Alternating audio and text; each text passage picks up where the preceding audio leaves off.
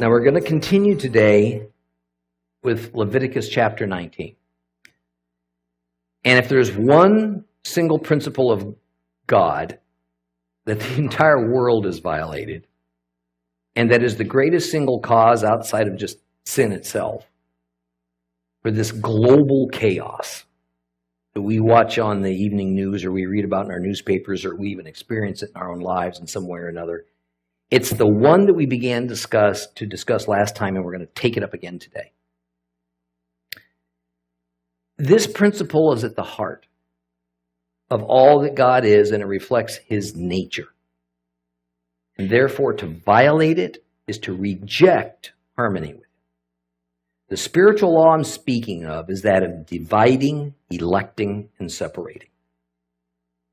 And expressed in the negative, the law is that those who love the Lord are not to improperly mix things that are set aside for life with things that are destined for destruction.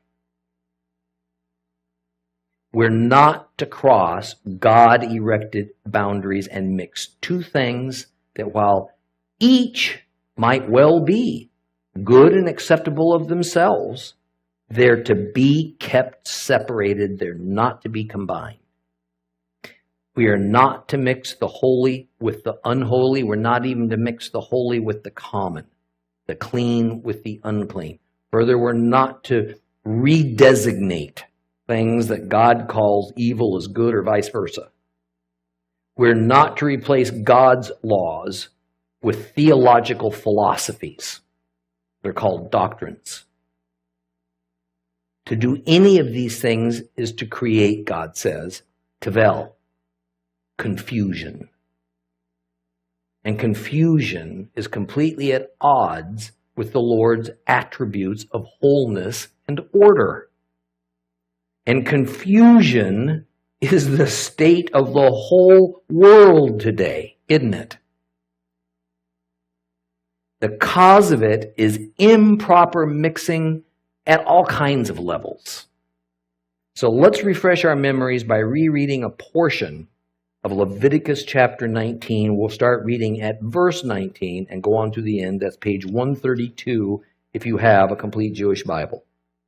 So we're going to read Leviticus 19, starting with verse 19.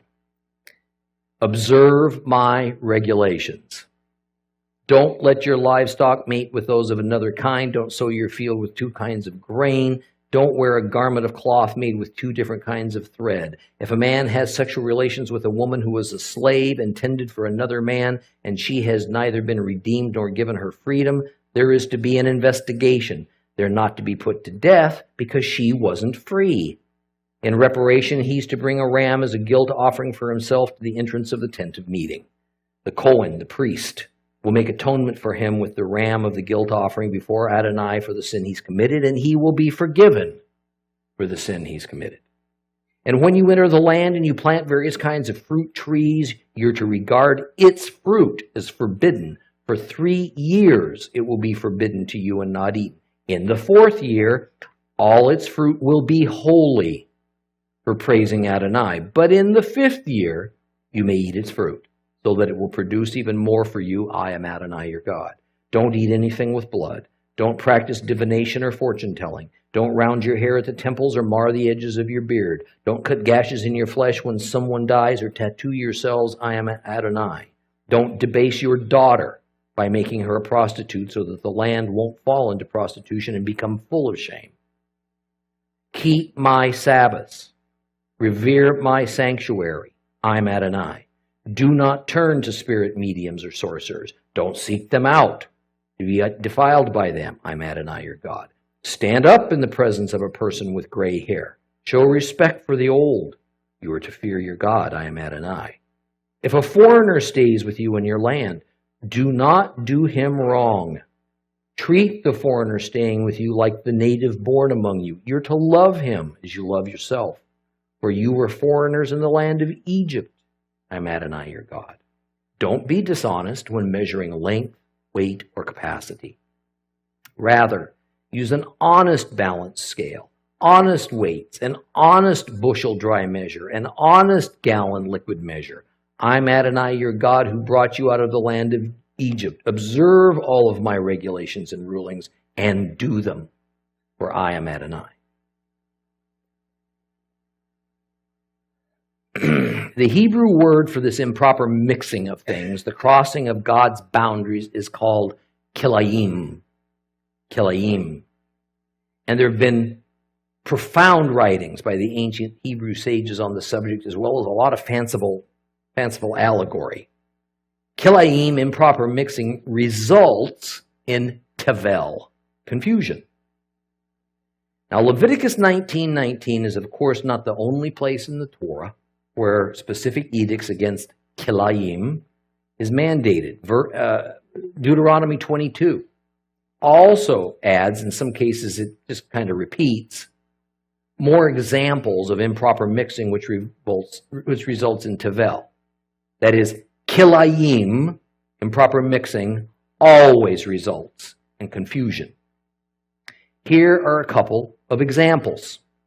Deuteronomy 22:5. A woman shall not wear man's clothing, nor shall a man put on woman's clothing.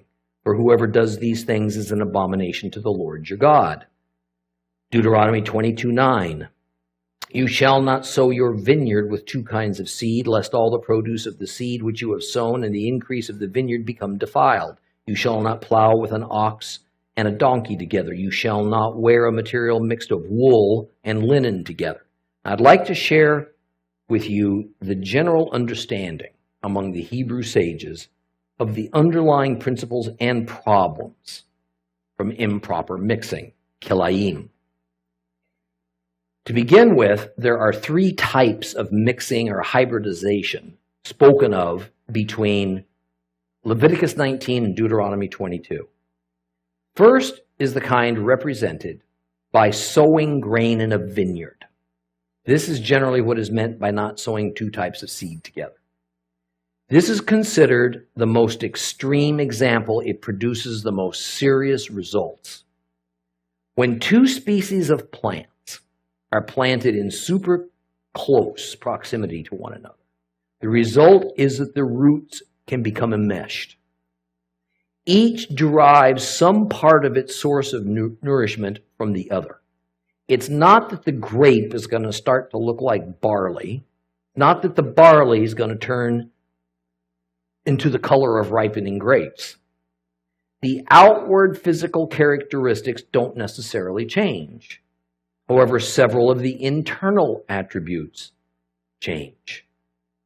Taste, texture, aroma, a host of other changes can occur as a result of crossing over this boundary. As far as a category or class of kilayim to too closely to plants arising from two kinds of seed sown together, this is considered to be the same as interbreeding two different kinds or two different species of behama, domesticated land animals. Now, the second category that the ancient sages delineated is represented by the prohibition against harnessing an ox and a donkey together, ostensibly to pull a cart or a plow. That is, the yoking together of two inherently different creatures for the purpose of using them to perform some kind of work. Now, here the hybridization is not in any kind of a biological mixing, not an organic mixing, but it's in their action, it's in their purpose and in their function. The problem is in using two different species, each designed for different purposes, for some kind of common work, presumably work that is suitable for the one, but it's not for the other. So it's not that the attributes of either species is somehow altered, or the one's a good species and the other is a bad species. It is that the function each was created to perform got altered due to this improper mixing by men. The third category, illustrated by the wearing of clothing made of a mixture of wool and linen, is kind of that middle ground between those first two categories I spoke about. Even though on the one hand, the two fibers, wool and linen, come from entirely different sources, they shouldn't be woven together to produce something of a singular purpose. An important feature to note of each of these cases is that there is nothing inherently evil or unclean or abnormal about any of these species of plants or animals that individually would make any of them taboo. It's when God-ordained boundaries are crossed and the two separate species are combined that the problem arises. And as when we discussed clean and unclean, and we found that clean animals weren't inherently better, they weren't more godly or more normal as compared to unclean animals, so it is with these forbidden mixtures. Linen and wool woven together don't necessarily produce a physically inferior cloth as compared to pure linen that makes a pure cloth. And in fact, depending on one's taste, a wine made of certain grapes produced by having a certain variety of wheat or barley grown underneath them and alongside the grapevine might actually be desirable. Rather, it's simply God's sovereign decision as to what improper mixing is. We can search for why for these choices all day long. I promise you that the answers are going to wind up being allegorical in nature. We're going to have to make them up. Generally, it's going to be a pure guess. Because in most cases, he doesn't tell us why. That just bugs the living daylights out of human beings, doesn't it? Why, God? Why? So we continue out the search for why. That leads to men then deciding that if they can find no rational, logical why, then there's no longer any reason to obey that commandment. Kind of reminds us when our children were young. Why, Daddy? Why? And you could explain it 10 times, and they're not going to get it. Because the why just means, but I want to anyway. That's all that is. We see that reasoning in our era, particularly as concerns homosexuality and gay marriage. The question usually posed is, what harm could it cause? It's not like they can reproduce. What two people do in private is his or her business. Besides, that was just an ancient taboo obeyed by an ignorant, primitive people. It has no place in our modern world. If it were only the secular world arguing for that point of view, I guess I wouldn't much worry about it. I guess that would be expected. But sadly, more and more within the church, that stance has been adopted. Some cases, it has become actual, codified church doctrine. Recall the great hand-wringing within the church over the selection of a Catholic pope a few years ago because he stated he was staunchly anti-gay marriage and anti-abortion. This caused a worldwide upheaval, seems like. See, the church is in a complete quandary on how to react to all this because it has so mixed itself with the ways of the world and decided that the old laws of the Old Testament are dead and gone, and with it the morality that it governed over us, that we don't know what to do. My advice to you is, first of all, abandon your search for why. Just get rid of it. Instead, focus on discovering the patterns. Discover the patterns. How one pattern intertwines with the next. Then your understanding of who God is, how He operates, what He expects of us is going to be increased, and your frustration and all your doubts will decrease. Now, before we continue with more commandments in Leviticus 19, let me end our discussion on improper mixing that results in confusion. In Hebrew, kilayim, that results in tevel. I want to show you something in the New Testament that's a prime example of kilayim in action. And it is in a statement of St. Paul that is one of the most quoted yet most misunderstood. It's found in 2 Corinthians 6:14. Be ye not unequally yoked together with unbelievers. For what fellowship hath righteousness with unrighteousness, and what communion hath light with darkness? We've heard that one 100 times. Paul wasn't making up a new theology. He was simply stating the Torah principle that we've been talking about. The Torah principle of kilayim, no improper mixing. Actually, he was referring directly to Deuteronomy 22:10, where it says that an ox and a donkey shouldn't be brought into union to pull a plow. Here in 2 Corinthians, righteousness shouldn't be mixed with unrighteousness.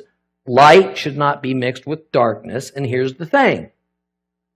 Paul was doing what Jesus did, and what we should do is we seek to reapply as opposed to reinterpret the Torah for our age. Paul takes a commandment, do not unequally yoke an ox and a donkey, and he takes it from the purely physical earthbound realm up into the spiritual heavenly realm that it was always intended to proclaim. Just how is that so? Because Paul equates the principle of unequal yoking of physical things like donkeys and oxen to the unequal yoking of spiritual things like righteousness and unrighteousness. For the believer, just as for the Hebrew, there is a strictly defined boundary established by God between righteousness and unrighteousness, light and dark. And remember, light and darkness, as we saw in Genesis, or and choshech, are spiritual in their essences. And neither the physical nor the spiritual boundaries are to be blurred, and they're certainly not to be crossed. Or kilayim, improperly mixed. That is the meaning of be ye not unequally yoked. In modern thought, it means don't be improperly mixed. Now let's move on to verse 20. Now I hope you're all beginning to get used to hearing all this sometimes unexpected, frank and explicit talk about sexual relations in the Torah, because we're going to encounter it again and again. Verses 20 through 22 are all one thought. It's about the same situation, and since it has ascended to the lofty status of being one of the 613 laws of Torah, we're going to probably assume that the scenario presented in these 3 verses did happen with some regularity. It wasn't hypothetical. Let's take a closer look, because this story gives us an interesting aspect of Hebrew society in the 14th century BC. The gravity of this situation is kind of obscured because of the differences between Hebrew culture in that time and modern Western culture today. So I want to explain to you what's happening. These verses ordain that a man is not to have sexual relations with a slave girl if she has been previously promised to another man. So here's the deal. In this case, the slave girl is a Hebrew girl owned by a Hebrew man. Most of the slave girls owned by Israelites were, in fact, Israelite girls. Why would this be so? The ordinance of Exodus 21, 7 through 11, makes it perfectly lawful for a father to sell his daughter into what we would call today bond servitude. Listen to Exodus 21. And if a man sells his daughter as a female slave, she is not to go free as the male slaves do. If she is displeasing in the eyes of her master, who designated her for himself, then he shall let her be redeemed. He does not have authority to sell her to a foreign people because of unfairness to her. And if he designates her for his son, he shall deal with her according to the custom of daughters. If he takes to himself another woman, he may not reduce her food or her clothing or her conjugal rights. and if he will not do these things for her, then she shall go out for nothing without payment of money. Now, the selling of this young Israelite girl by her father to an Israelite man was usually the result of that family being stricken with poverty, or the family being in debt and the girl was the payment. Now, we should not draw a mental picture of some poor girl in chains and tied to a stake each evening so that she doesn't run away. We should not think of a girl who's mistreated or starved or beaten or used as an object of sexual pleasure by the man who now owns her. The law insists she must be well treated. So here we have the case of a young Hebrew girl, a child by our standards actually, sold to a Hebrew man. When the girl matured, she gets to the marrying age, generally about 15 years old, a little bit more. The man who owns her has an obligation to either marry her himself, give her to his son in marriage, or allow her to be redeemed. Now, this particular kind of redemption usually meant that if a man who was looking for a wife wanted to marry this slave girl, the slave owner was required to give her to him, but at a price, a redemption price. The procedure was that the interested man would bargain with the slave owner over the redemption price. Once agreed to, the girl was now legally designated to her future husband, and a period of time would pass, though, before the future husband brought that redemption money to the slave owner. And during all that time, the slave girl continued to live with the slave owner as though she had been sold. It was kind of the ancient Hebrew version of the layaway plan. But she remained an unmarried girl and a slave. Now, if a different man, came along and seduced that girl, now there's a problem. The problem was the girl was damaged goods. The future husband was expecting a virgin, but since she's no longer a virgin, there's no way her future husband would have accepted her. He would cancel the marriage, call the whole deal off. This means the girl's owner is out all that money he'd been expecting. The end of verse 20 says that as a result of this, there shall be an indemnity. Don't go looking blind in your Bibles for this word because it's not there. Instead, like in my complete Jewish Bible, your Bibles are going to say punishment or inquiry or inquisition or something like that. Hebrew scholars have looked on that translation with suspicion for centuries. Within the Hebrew cultural context of that era, none of those words makes any sense in the situation that's being described. Over the last few years, as the study of language cognates pertaining to Hebrew has progressed, the true meaning of many odd and really rare, what it really is, Hebrew words has come into better focus. And a cognate simply means that a word in one language is closely related to a word in another language. So if one can be certain of the meaning of a word in an older and related language, that meaning can generally be transferred to its cognate in its sister language. And we have that exact situation here. The Hebrew word in question appears here, and here alone in the entire Bible. But a cognate has been discovered. The Hebrew word that's typically been translated as punishment or inquiry is bikret. Bikret. And what language experts now know is that many Hebrew words are taken from the Akkadian language.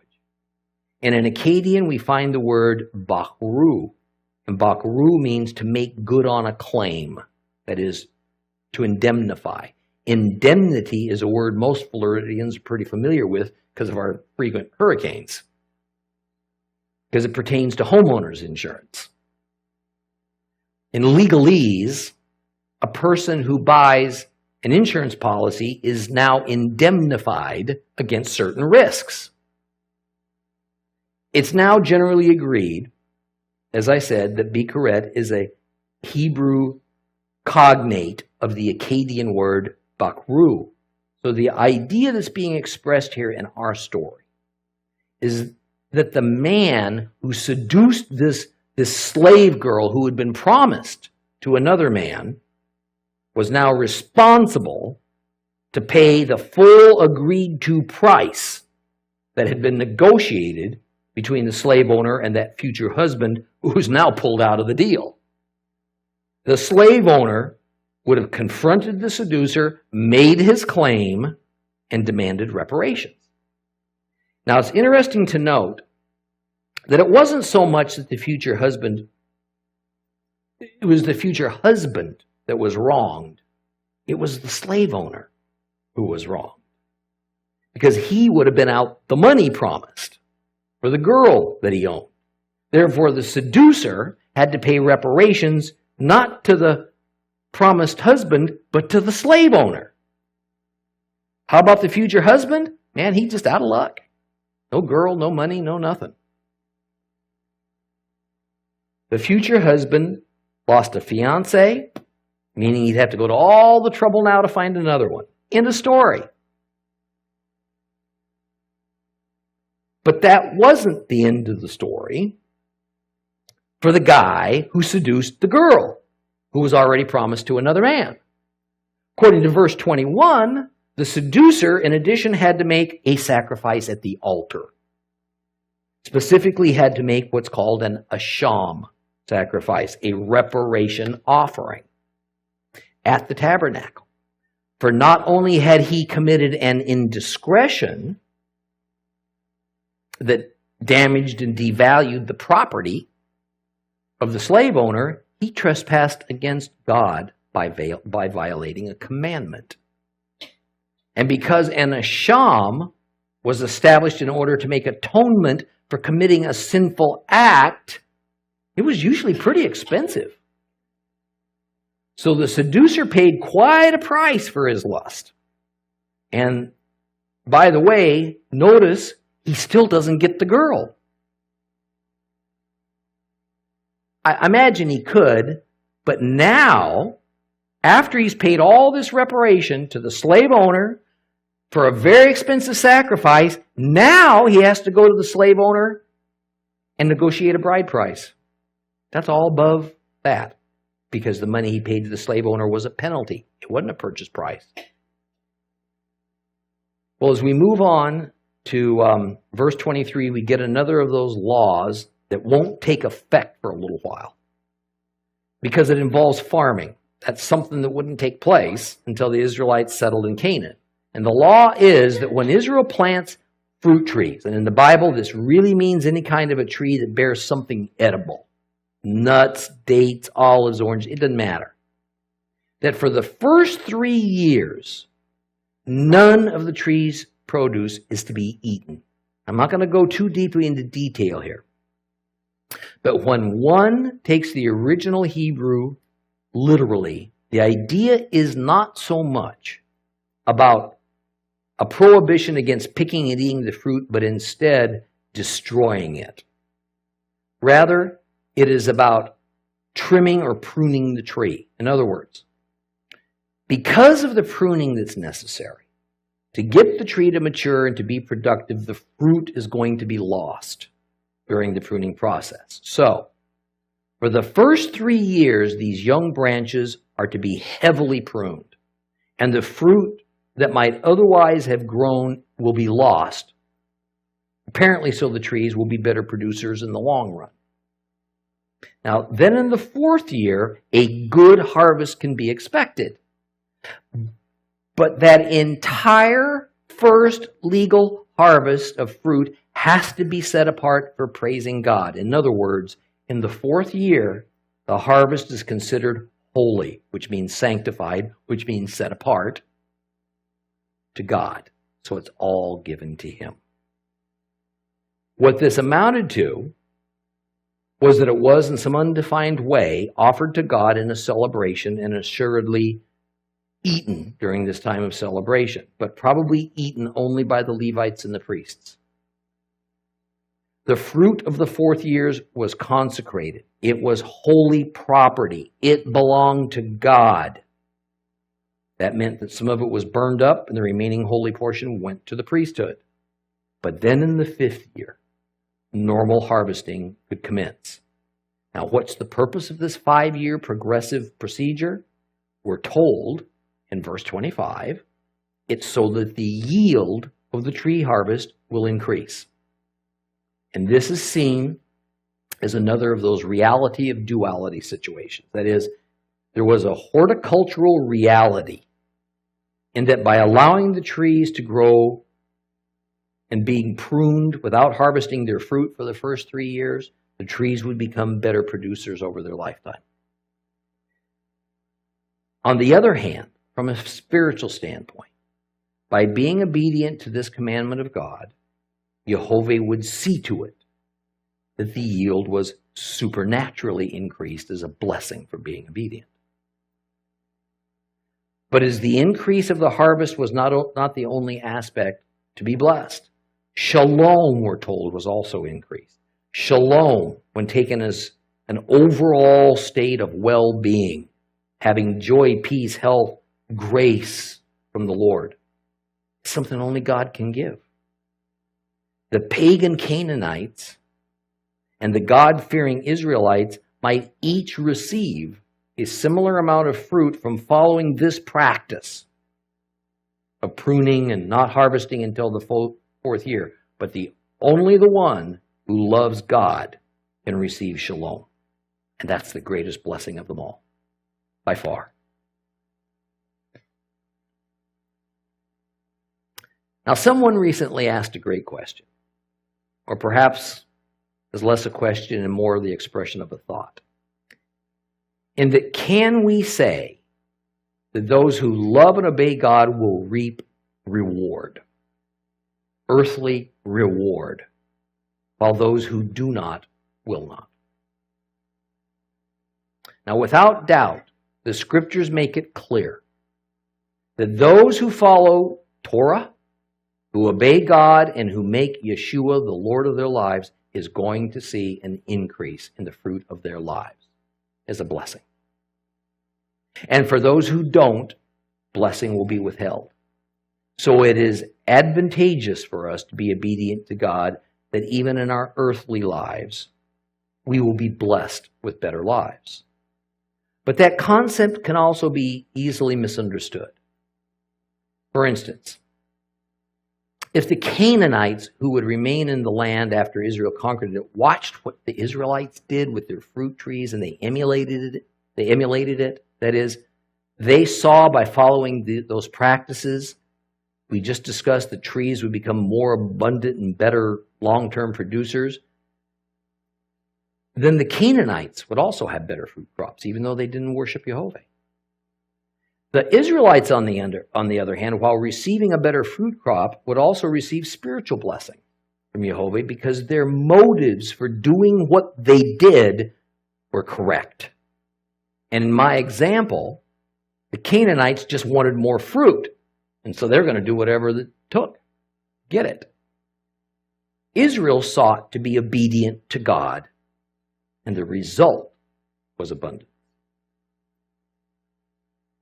They both did the same things as regards the fruit trees, but Israel received God's blessings. Canaanites didn't. Why? Motive. So it is that we at times can see the most greedy, unkind, ungodly people have what appears to be great success and great lives, often by following, unbeknownst to them, scriptural principles of business and stewardship. But that's not the same thing as receiving God's blessing. It is God's blessing we ought to be seeking, because often what appears to be prosperity and abundance is simply fool's gold. It's the devil's trap. I tell you this because it adds another small piece of the puzzle to understanding the principle of humans having an evil inclination and a good inclination residing within us.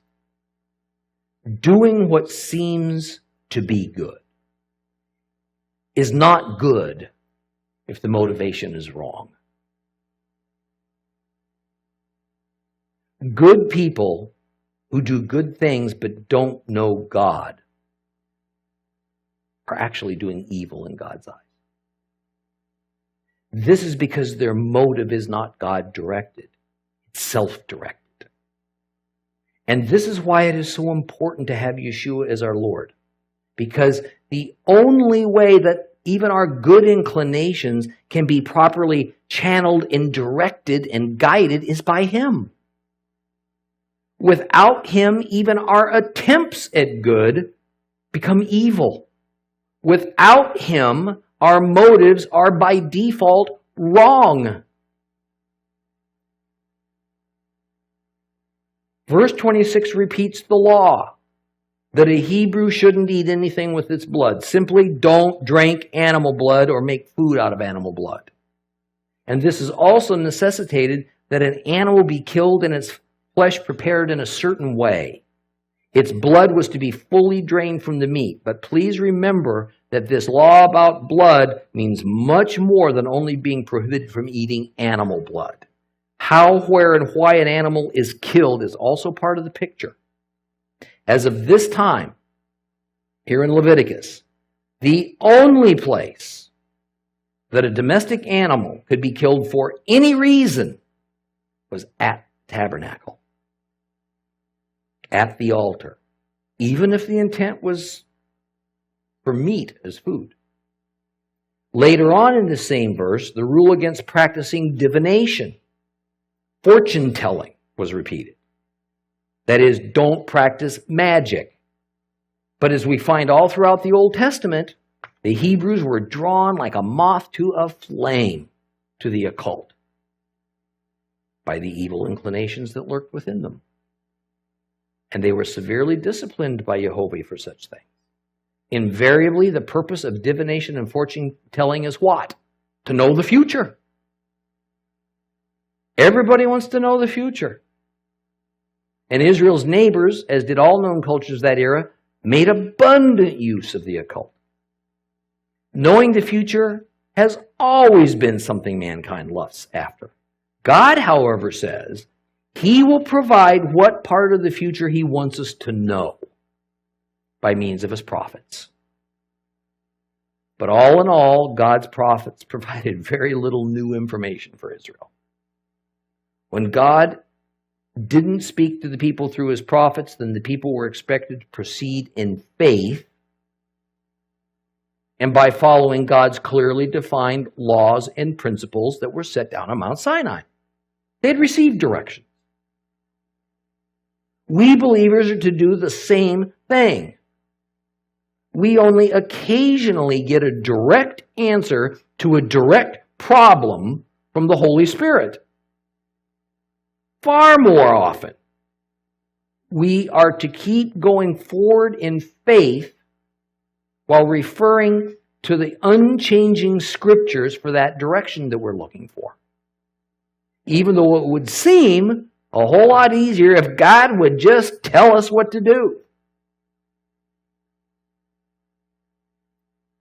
Next, still in verse 26, is the injunction against rounding the hair at the temples of your head, or tearing out the hair of your beard, or gashing oneself as a mourning practice, or getting tattooed. Now, all these things were standard Canaanite cultural norms. In fact, we need to keep in mind that most of the prohibitions we're going to find in the law are there to combat some pagan practice or some pagan nation or another. That is, these aren't theoretical. These aren't hypothetical issues that God is bringing up and addressing. These things were occurring. God wanted the Hebrews, His set-apart people, to avoid them. Now, verse 29 is a little bit different than it appears. It says, don't defile your daughter by making her a prostitute, and this so the land won't fall into prostitution. What this is referring to is religious prostitution, which was another standard Canaanite practice. In other words, a man was not to offer his daughter to a priest for a religious ceremony that involved sex acts, nor was he to sell his daughter for general prostitution in order to obtain money to buy a sacrificial animal to sacrifice at the Holy Tabernacle. Now, the warning is that if Israel drifts into ceremonial prostitution, then the promised land is going to fall into depravity. Now, I've mentioned on occasion that in God's eyes, the land is connected with the people who occupy the land. The people and the land are organically intertwined. So often in the scriptures, as it is here, the term land refers to the place and the people as one complete entity. Now notice that immediately following this prohibition against sacred sex, God says, keep my Sabbaths and revere my sanctuary. The Hebrew literary structure is a way of indicating to avoid the one but do the other. So the idea is, don't offer religious sex as a misguided way to honor me. Instead, you want to honor me? Observe my Sabbaths. Have the utmost respect for the tabernacle. And by the way, Israel did all of these things against God and more, which is why they were eventually expelled from the land and scattered throughout the earth. The prohibition of verse 31 is to avoid spirit mediums and sorcerers. Some translations say to avoid familiar spirits or ghosts. The idea here is to not attempt communication with the spirits of the dead. So what are we to make of this? Is communication with the dead even possible? Well, the Bible tells us precious little about what happens after death. The Old Testament says almost nothing on the subject. As I mentioned on several occasions, there is no concept of dying and going to heaven in the Torah or anywhere in the Old Testament. It doesn't exist there. It's not as though the Hebrews didn't wonder about death, didn't worry about what was going to happen after they went into their graves. Just like all humans, they were and we are concerned with death and what lies thereafter. But we need to be very cautious that just because God warns his people against hiring mediums and sorcerers to conjure up the spirits of the dead, this is not an indication that ghosts, in the sense of ghosts being the spirits of dead persons, are real. Rather, the problem from a spiritual standpoint seems to be that a person who believes they can contact the spirit of the dead winds up actually communicating with a demon that's doing Satan's bidding. It's kind of a bait and switch play by Satan. And a demon is not, I repeat, a demon is not the spirit of a dead person. A demon, according to my best understanding of the Bible, is a created being who was formerly an angel of heaven, who fell from grace due to their loyalty to Satan's rebellion. And since that day, that means the number of demons has been fixed at whatever number followed Satan at that time. They don't increase and they don't decrease. The subject of death and the spirits of the dead is enormous. Suffice it to say, the beliefs on this, even within the Hebrew culture, evolved and morphed and were never completely uniform any more, frankly, than afterlife beliefs are universal within Christianity. I want to take sufficient time to sum this up because not only is the subject interesting, but it's also pertinent to our faith, to our understanding of what comes after physical death, what comes next. So we'll talk about that next week. Okay? Would you rise, please?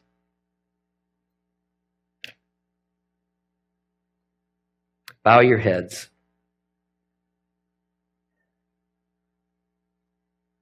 And be ready to be blessed by the Lord. Yevarecha Adonai ve'yishmerecha. Yair Adonai panav alecha ve'chunecha. Visha Adonai panav alecha ve'yasem lecha shalom. The Lord bless you and keep you. The Lord make his face to shine upon you. Be gracious unto you The Lord lift up his countenance upon you and grant you peace. In the name of the Prince of Peace, Yeshua HaMashiach. And all God's people said.